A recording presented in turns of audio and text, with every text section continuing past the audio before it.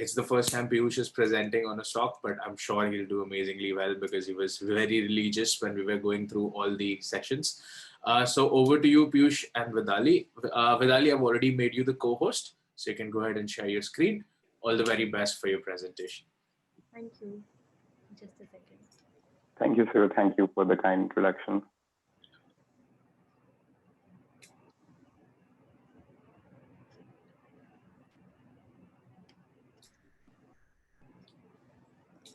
Yes, is it visible? Yes. Yeah, it's visible. Yeah, okay. So good morning, everybody. Thank you for joining in. It's a pleasant Sunday morning, and we have gathered here for the presentation of CAMS. So the stock has been in a limelight due to its IPO, which was launched on 21st of September. The stock was 47 times subscribed by the retail portion, and it had a listing gain of 23%. So our projection right now is to buy, and the investment idea is value and growth. So let us see what the company does. Next slide. Yeah, about the company. So Computer Age Management Services is a mutual fund transfer agency to the Indian asset management company. So it is basically an RTA. It is a registrar and transfer agent. So a role of an RTA is to carry out numerous transactions such as buying and selling of mutual funds, switching funds, redeeming mutual funds, or updating personal information like email IDs or contact details. All these changes are done by the investors quite frequently, and they have to be accurately recorded. Every such action is a complete transaction in itself, and it can be burdensome for the mutual fund companies. So these mutual fund companies outsource the work related to such back-end transactions to the RTAs, who have an expertise in maintaining of such data on a professional basis. The company was incorporated in 1988, and it is co-owned by Warburg Pincus LLC, which is a leading global private equity firm. HDFC Bank Group, of course, we know it. And then there is Faring Capital, which is a mid-sized private equity firm, and Axis Investment Private Limited, which is one of the founding promoters of CAMS. The company is currently headquartered in Chennai, India. Slide. Yeah, so the business review of CAMS, and these are the area of services which are offered by CAMS. So there are numerous services which are offered by CAMS. One of them is electronic payment collection services. So there are many standing instructions like SIPs and SWPs. So in case of an SIP, a systematic investment plan, our bank accounts will get debited on a certain date, and the folio will get credited by the number of mutual fund units, right? So this is where CAMS come into picture, and it is the intermediary who will carry out these transactions on behalf of us. The second is insurance repository services. So this is the age of digitalization, right? And not many people know that the physical certificate, the physical insurance certificate can be converted into a dematerialized form. Now, I don't think I need to mention the benefits of having your securities in a dematerialized form. So again, CAMS will help you to convert those insurance certificates into a dematerialized form. This is what is meant by insurance repository services. The next service offered by CAMS is banking and non-banking services. So there are a lot of banking and non-banking services which are offered by CAMS. One of them is loan processing. So suppose I go to a bank for a loan, and the bank will give me certain documents to fill in. Now those documents will be validated by CAMS, and CAMS will of course charge a fee for that, not to me, but to the bank. But ultimately the bank will charge it to me in the name of a loan processing fee. The next is KYC registration and validation. So KYC is know your customer or know your client. So the KYC registration is also done by CAMS. And if you have a mutual fund, then most probably your KYC would have been done through CAMS. The last one is, this one is the most important, software solution. So mutual fund, they require a very efficient software solution, a software system for obvious reasons. And CAMS also helps in maintaining and managing. Also, it helps to develop software solutions for a few of the AMCs. Next up is the revenue model, which will be taken up by Vitali. Over to you. Thank you, Piyush, for introducing the company so well. Now, I would be talking about the revenue model. So, basically, there are two major sources of income for the company. First one being fees charged for handling paper based transaction. So, this comprises of 20% of the total revenue. Basically, if you go to any bank, you want to get your name changed, you want to get a new account opened, a lot of that is still done on paper. Although this is on a declining trend, and even if there is a day when banks go for 100% digitized alternatives, that is not a reason to worry for CAMS. Reason being, first, it's only 20%. Second, the company CAMS is providing the 100% digitized alternatives as well.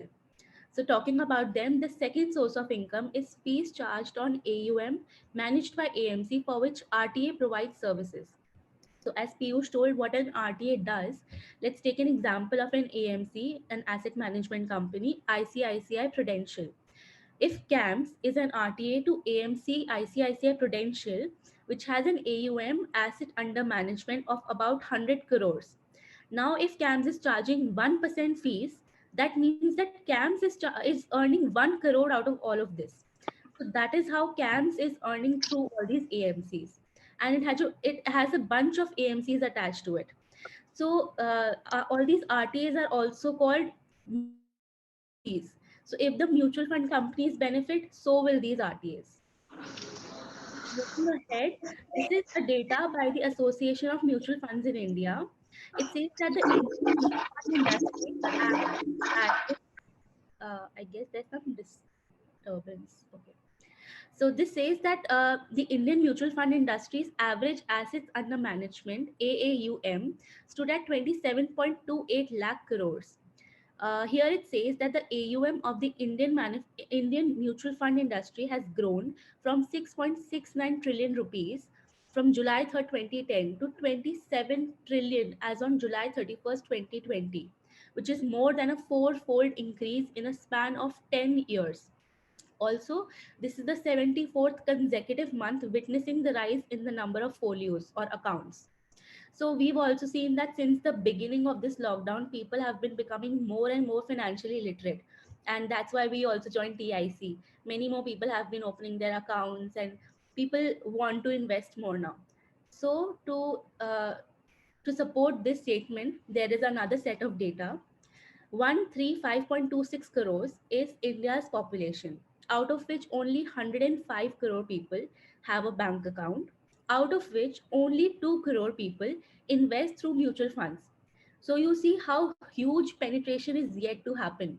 There's still a huge opportunity here for AMCs, and of course, as well as for the mutual fund proxies, that is RTAs like CAMS. There's another forecast done by AMFI. Mutual fund industry's AUM will hit rupees 100 trillion by 2025. So it increased fourfolds in the last 10 years. And now it's saying that again, another fourfold increase in the coming 5 years. So the time gap is getting on decreasing day by day. Now let's look at the top 10 AMCs, which account for 84% of the AUM volume in India. So if you look at the right side of this pie, there are four major players: SBI, HDFC, ICICI, and Aditya Birla. Quite clearly, it's taking up 50% of the whole pie. And surprisingly, they are all clients to CAMS. Also, apart from these, CAMS totally holds top seven out of the top 10 AMCs in India, which gives it a whole market share of 70% AUM volume, which is huge. It is almost an upcoming monopoly, I would say. So CAMS has done a great job in tapping all the major players in India, and it would further grow with all of them. Moving on, Piyush will take it forward. So Vidali just gave an example that if ICICI Prudential have a AUM of 100 crores, so CAMS will charge a 1% fee. So this was just an example, and the slide you can see, this is the actual data, and this is the approximate fees charged by the RT as a percentage of AUM. So in case there are different classes of mutual funds. Of course, I think most of you will be knowing that there's an equity fund, then there's a hybrid fund, then there's a debt fund, and then there's a liquid fund. So in case of an equity fund and a hybrid fund, the fee charged is more. So if you see the first column, that is in March 2015, the fees charged on equity fund was 0.075%. In case of hybrid, it was 0.078%. Whereas in case of debt and liquid, it was comparatively on a lower side, being 0.024% and 0.033% respectively. So as we see, on, if you see at the first two rows, so on a year-on-year basis, it has been on a declining side. So if you see at equity, the row equity, it is going from 0.075% in March 2015 to 0.059% in March 2020. So this is something which is declining. So most of the people think that the revenues will go down due to this falling fee, but eventually the upward trend in AUM, so the rising trend in AUM is exponential, whereas the fees declining here is only marginal. So ultimately, even if they are charging a lesser amount, but the AUM is eventually rising, so the final revenue gained by them is on a upward trend, and this can be proved due to this can be proved in their income statement, and their revenues have been constantly rising for 3 years now. So over to the next slide. Yeah, so types of mutual fund plans. So there are basically two types of plans. One is a direct plan, then there is a regular plan. So in a direct plan, the management fee charged, which is management fee is the fee charged by the fund managers. So it is 1.4%, whereas the distributor fee is 0% and other fee is 0.3%. Now distributor fee is it is the fee charged by the distributors of the plan. So in case of a regular plan, the distributor fee goes up to 0.6%. So of course, in a direct plan, there is no distributor involved, so the fee charge is 0%. Whereas in a regular plan, it is 0.6%. Now the argument here is that as people are being more aware about the mutual funds, they hardly require any advisor. And if this requirement of an advisor goes down, even then, CAMS will charge a 0.3%. The other fee, you can see, it is 0.3% and it is constant in both the plans. So even if people shift from a regular plan to a direct plan, so CAMS is going to earn a part of this 0.3%, which is constant in both the cases. Over to the next slide. Yeah, so the industry analysis. So this is one of the most important slides. And if here on the writer side on the bar graph, you can see mutual fund AUM as a percentage of GDP. Now, if you see US's, it is 103%. So for example, US GDP is 100 crores. This is just an example, guys. US GDP is 100 crores. Then the assets under management in mutual funds is 103 crores, which is more than the GDP. And if you look at other developed countries like France, it is 76%. Then Germany, it is 65%. Brazil is 59%. But if you look at India, it is only 12%. It is around 12%. But this trend has been going up, and there is a huge potential of penetration in mutual fund industry. And as Vidali discussed above, that by 2025 it is going to be 100 trillion. So the percentage of GDP. So the percentage of AUM under GDP is going to rise, and there are factors driving this increase in penetration. So on the bottom right, you can see improving financial literacy. We know that financial literacy is improving day by day, and as this lockdown has improved this further because more and more people are joining in with the stock markets and mutual funds investing. So improving financial literacy, this will give a positive trend to mutual funds. Second is SIP gaining traction. So again, SIPs have been increasing, more and more portfolios are coming, and this is the 74th month where constantly the number of folios have been rising. So SIPs are gaining traction. So this is again a positive for mutual fund industry, and therefore it is a positive for the RTAs as well. Next is young demographics. So all of us are really young and we are involved in investing, right? So young demographics, they have actually increase the pace of growth of mutual fund industries and stock markets as well. Next is rising middle class incomes. So of course, as the middle class incomes rise, so people will be going and investing into mutual funds and stock markets. So ultimately, the AUM is going to rise, right? So rising middle class income is again a positive for CAMS, because as the AUM rises, the CAMS will be going to earn more money. Finally, there is a better distribution network of mutual funds. So we all have seen those mutual fund Sahi Hai campaign ads on between the IPL matches and the YouTube videos. We see all those cricket players showing those ads. So the distribution network of mutual fund has been really good, and it has been on a positive trend, right? So yeah, industry analysis looks really positive, and this is again very positive on the earnings of CAMS. Over to the next slide, and it will be again taken up by Vidali. Thank you. So I will be talking about the pre-IPO shareholding of the company. So here you can see that Great Terrain was the biggest investor with 43.53% shares in the company. It still continues to be the biggest investor. Next on the list is NSEIL, which is National Stock Exchange of India Limited. It earlier held 37.5% shares.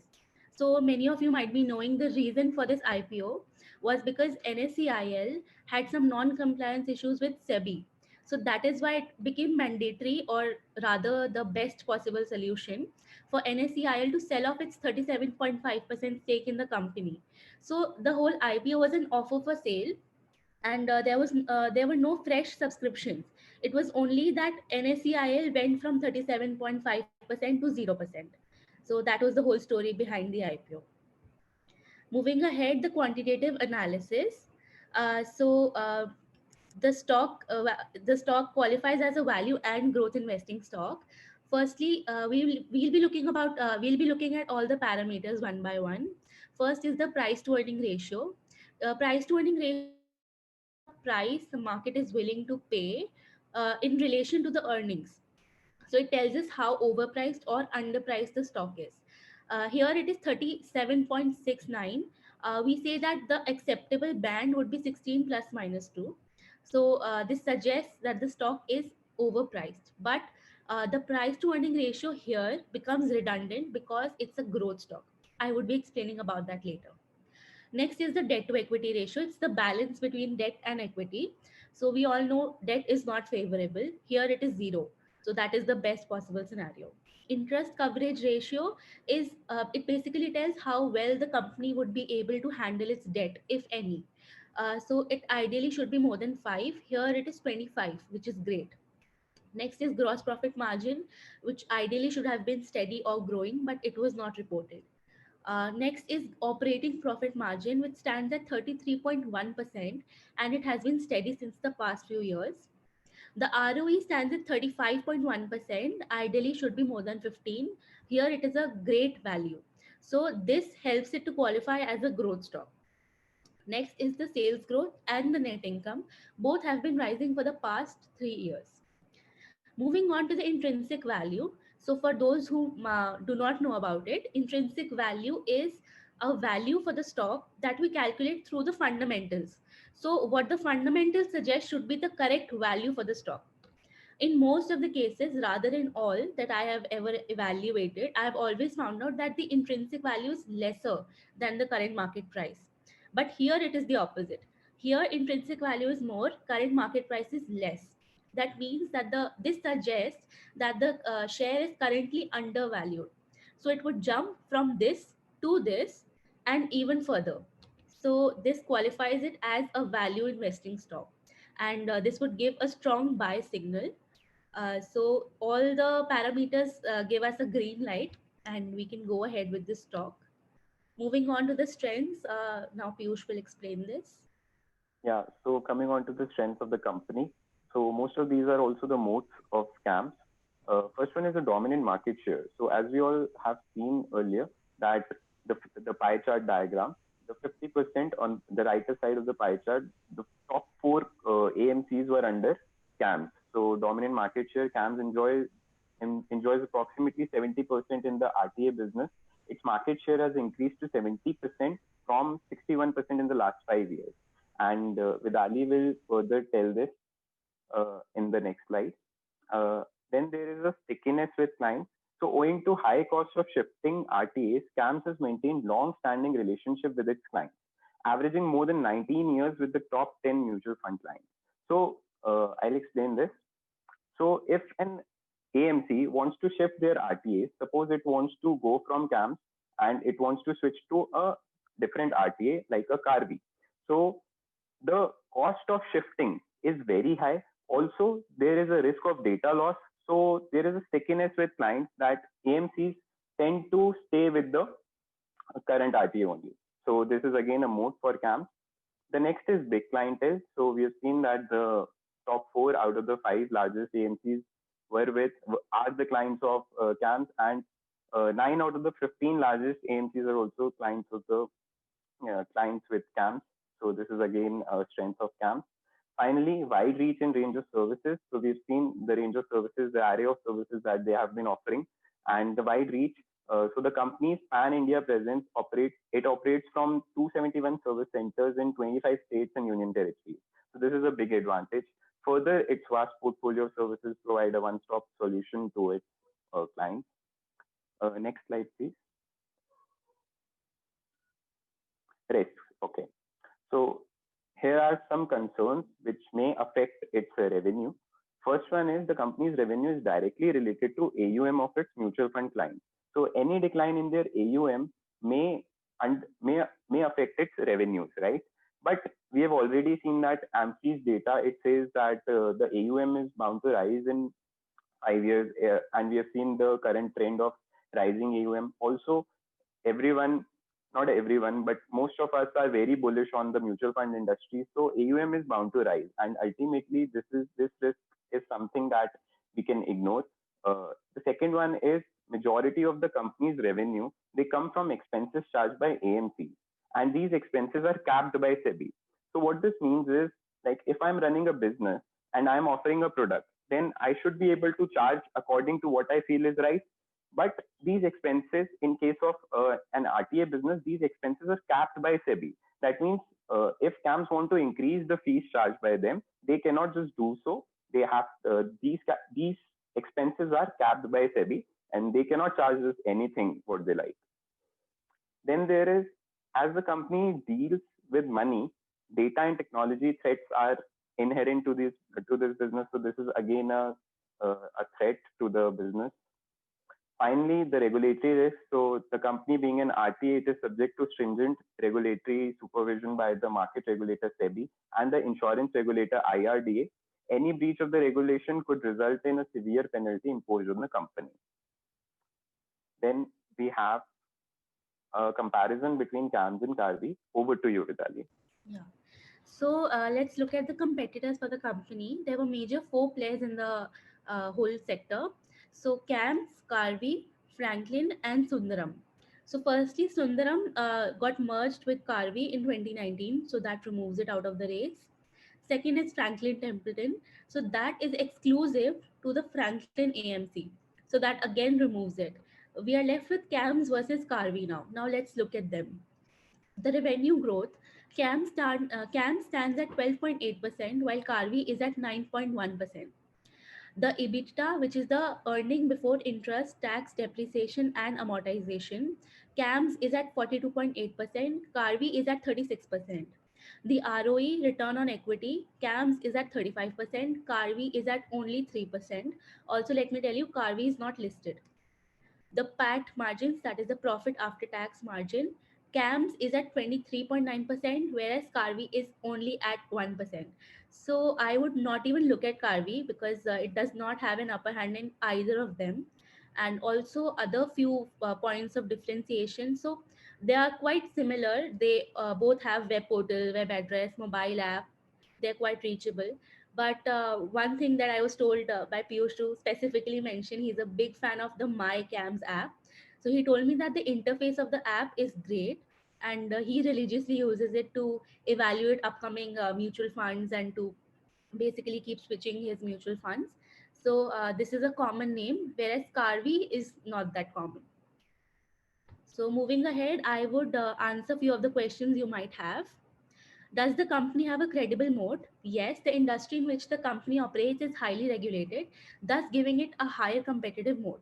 Also, its technological platform, wide reach of offices, call centers, years of experience in the business, and backing of the largest stock exchange in India are some of the positive parts. Is the company sufficiently robust to major regulatory or geopolitical risks? No. Any changes in the policies set by regulators like SEBI and IRDA can adversely affect the company's business and operations.